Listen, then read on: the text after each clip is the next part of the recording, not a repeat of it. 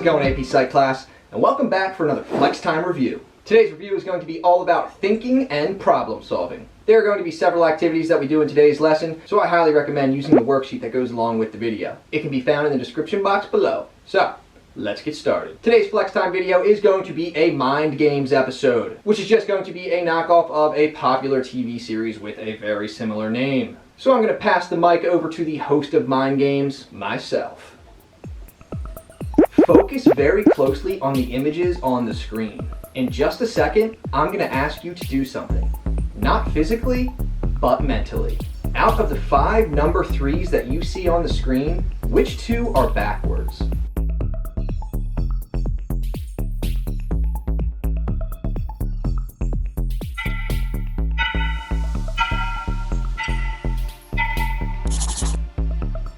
How's it going, everyone, and welcome to Mind Games. I am your host, Tim Stedman. In today's episode of Mind Games, we are going to be putting your thinking and problem-solving skills to the test with a series of activities that are designed to really test out the old brain scheme. To explain how you were able to complete the previous task, we have cognitive scientist Jim Tedman.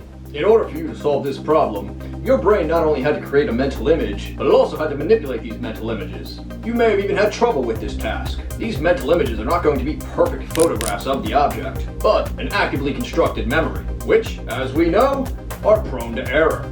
Thinking is going to involve the manipulation of mental representations of information in order to draw inferences and conclusions. We often rely on creating mental images to accomplish some cognitive tasks. And you can even create mental representations that involve other senses as well, like creating a mental representation for the taste of a piece of delicious steak. So for our next activity, I'm going to put my mind reading abilities to the test as you put your ability to create mental images to the test. First, we're going to start off with some simple equations for you to solve. We're not going to use a calculator or paper to help us out. This should all be done in your head. You're going to want to try and answer the equations as quickly and accurately as possible. We ready? Here we go.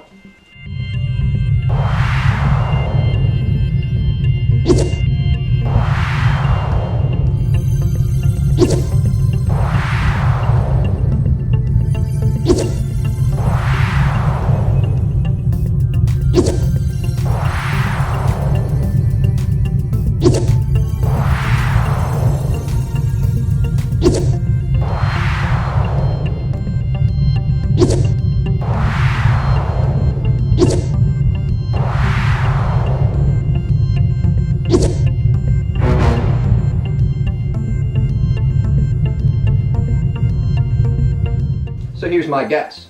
The color and tool that came to your mind was a red hammer.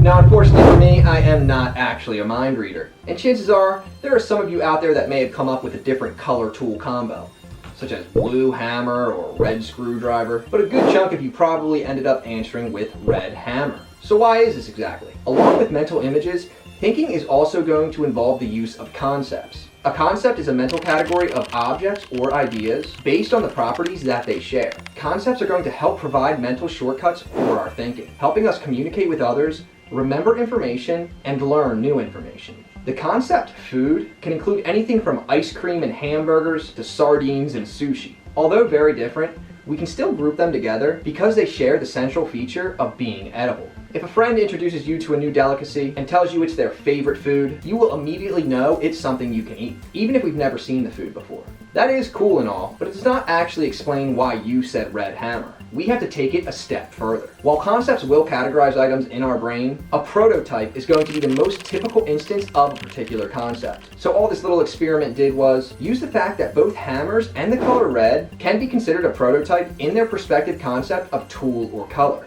Our ability to think the way we do helps us with our ability to problem solve. From fixing issues with our computers and phones, and trying to figure out the exact grade we need on our final to get an A for the class, we are constantly engaged in the cognitive task of problem solving. So for activity 3, we are going to test our ability to problem solve. We are going to play a little game called Think Outside the Box. On the screen, you're about to see 9 black dots that form a square. It's going to be your job to connect all 9 dots only using 4 straight lines. During this process, you cannot take your pencil off the paper. Hint, there is going to be more than one way to solve this problem.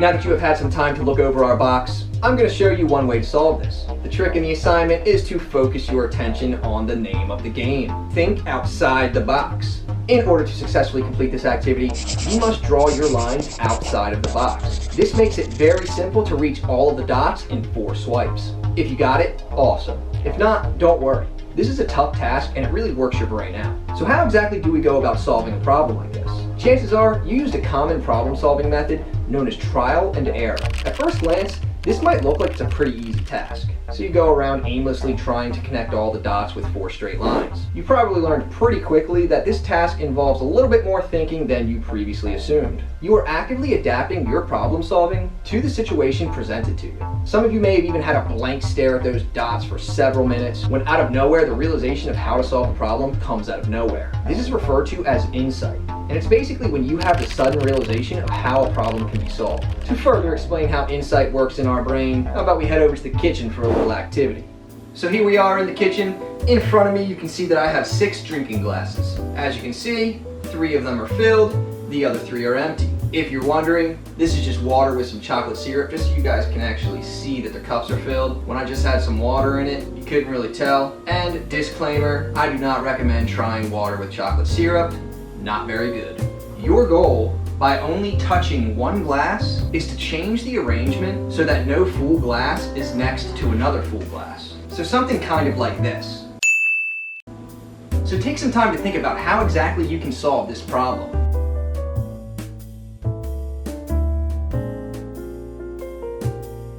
Now that you had some time to think about it, the solution is actually very simple. All I have to do by touching only one glass is to grab this glass right here, pour it into this glass right here, set it back down, boom, we are golden. So, how many of you were able to correctly guess the answer? Think back to your thought process. Do you know how exactly you got the answer you did, or did it just come to you out of the blue? As you just learned, when faced with a situation when there is no well-learned response, we have an arsenal of cognitive processes waiting to assist us in solving the problem. And before I end our first episode of Mind Games, I will leave you with a riddle. A man who lived in a very small town married 20 different women in that same town, all of them still living, and he never divorced any of them. Yet he broke no laws. How could he do this? Next up on Stead Geo, a team of investigators finds hints of a mythical beast in the heart of Australia's wilderness. Stay tuned for episode 2 of Real or Myth, Hunt for the Drop Bear. Alright, so I know what you're all thinking. It's pretty lazy of me to show a TV show during a whole class period, but the production quality was just on point. It's like it was made for this class. Anyways, that does it for today's lesson on testing our thinking and problem-solving skills. If you like what you saw, please do feel free to like and subscribe. It's always appreciated, and it will keep you up to date with my most recent videos. I will see you all next time. Peace.